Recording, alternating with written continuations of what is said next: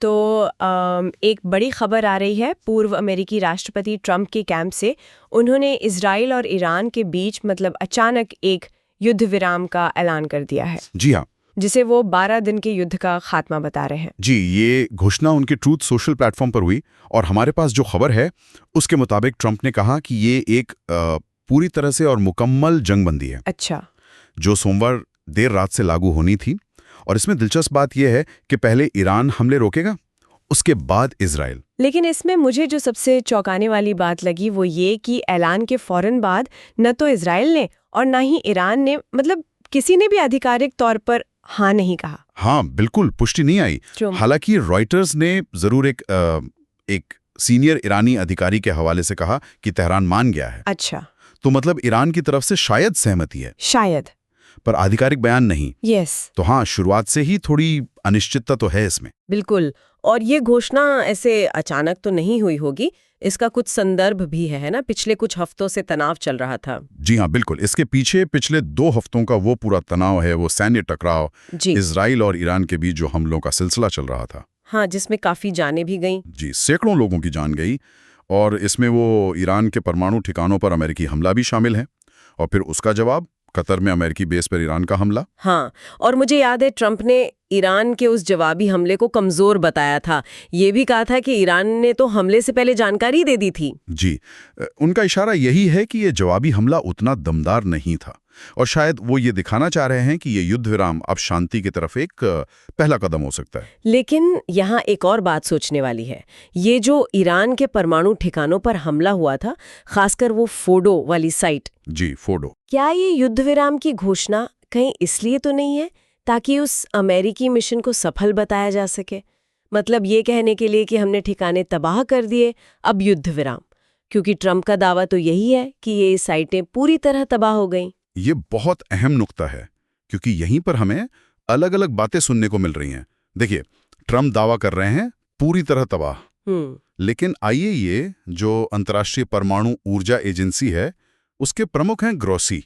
उनका कहना है कि फोडोरो में जमीन के नीचे कितना नुकसान हुआ ये बताना अभी संभव नहीं है। अच्छा, तो पक्का नहीं है। पक्का नहीं है। और दूसरी तरफ वो राष्ट्रपति विंस हैं, वो तो ये दावा कर रहे हैं कि ईरान अब परमाणु बम बना ही नहीं सकता, एकदम खत्म।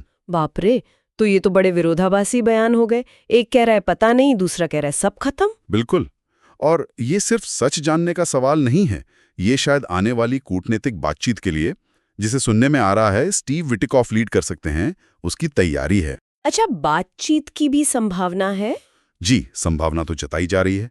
तो हो सकता है अमेरिका अपनी सैन्य सफलता को बढ़ा चढ़ाकर पेश कर रहा हो ताकि बातचीत में उनका पड़ना भारी रहे। और ईरान शायद नुकसान को कम बताकर अपनी ताकत दिखाना चाह रहा हो सकता है।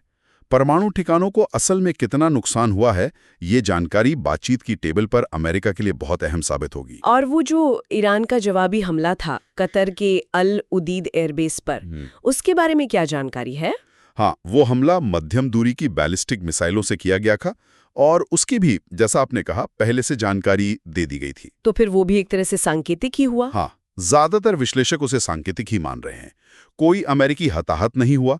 कुछ वैसा ही पैटर्न जैसा हमने 2020 में देखा था कासिम सुलेमानी की मौत के बाद, एक नपा तुला सा जवाब। लेकिन सांकेतिक होने के बावजूद इसने अंतर्राष्ट्रीय स्तर पर हलचल तो मचाई। कतर ने इसे अपनी संप्रभुता का उल्लंघन बताया। हाँ, वो तो कहेंगे ही। और फ्रांस के राष्ट्रपति मैक्रोन ने भी प्रतिक्रिया दी। उन्होंने कतर का साथ तो दिया, एकजुटता दिखाई, पर अमेरिकी हमलों की वैधता पर सवाल भी उठाया। अच्छा, उन्होंने क्या कहा? उन्होंने कहा कि सत्ता परिवर्तन जो है वो जनता की मर्जी से होता है, बमों से नहीं। तो एक तरह से अमेरिकी कार्रवाई पर ही प्रश्न चिन्ह लगा दिया। ये दिलचस्प है। अच्छा, एक और बात, इस युद्ध विराम की घोषणा से ठीक पहले सुनने में आया कि इजराइल ने तेहरान में हमले तेज कर दिए थे। जी हाँ, बिल्कुल। युद्ध विराम की घोषणा से पहले इजराइल ने तेहरान में अपने हमले तेज किए थे। उनके निशाने पर कथित तौर पर फोड़ो तो था ही, साथ में एविन जेल का गेट। एविन जेल, वो तो बहुत कुख्यात जेल है। जी हाँ, और रिवोल्यूशनरी गार्ड्स और उनकी जो सहायक बसीज सेना है, उनके मुख्यालय भी निशाने पर थे। इजरायली रक्षा मंत्री तो बाकायदा कह रहे थे कि अभूतपूर्व ताकत का इस्तेमाल किया जाएगा। लेकिन आधिकारिक तौर पर तो नेतन्याहू सरकार कह रही थी कि वो ईरान में सत्ता परिवर्तन नहीं चाहते। हाँ, आधिकारिक लाइन तो यही थी, लेकिन उनके कुछ मंत्री ज्यादा मुखर थे। वो खुलकर इसकी वकालत कर रहे थे। यहां तक कि अगले साल तेहरान में जैसे नारे भी सुनने में आए। ये एवन जेल वाली बात थोड़ी और समझाएंगे, उस पे हमले का क्या खास मतलब हो सकता है? देखिए, एवन जेल कोई आम जेल नहीं है। वो राजनीतिक कैदियों के लिए जानी जाती है, और खासकर विदेशी या दोहरी नागरिकता वाले बंदियों के लिए, जिन्हें ईरान अक्सर मतलब मोल भाव के लिए इस्तेमाल करता है, बार्गेनिंग चिप्स की तरह। हाँ, सुना है इसके बारे में। तो एवन जेल पर हमला सिर्फ एक इमारत पर हमला नहीं है।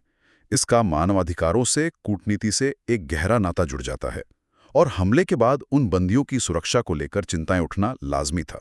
तो अगर हम सारी बातों को समेटें तो ट्रंप को ये ऐलान एक तरफ तो इस खतरनाक तनाव को शायद कम करने की उम्मीद जगाता है। हाँ, उम्मीद तो है। लेकिन दूसरी तरफ इतने सारे सवाल खड़े कर देता है, जैसे आधिकारिक पुष्टि क्यों नहीं आई, परमाणु ठिकानों को असल में नुकसान कितना हुआ, और अमेरिका की असली रणनीति क्या है?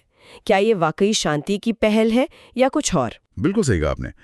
ये घटनाक्रम इस पूरे क्षेत्र के लिए, जो पहले ही बहुत अस्थिर है, बहुत मायने रखता है।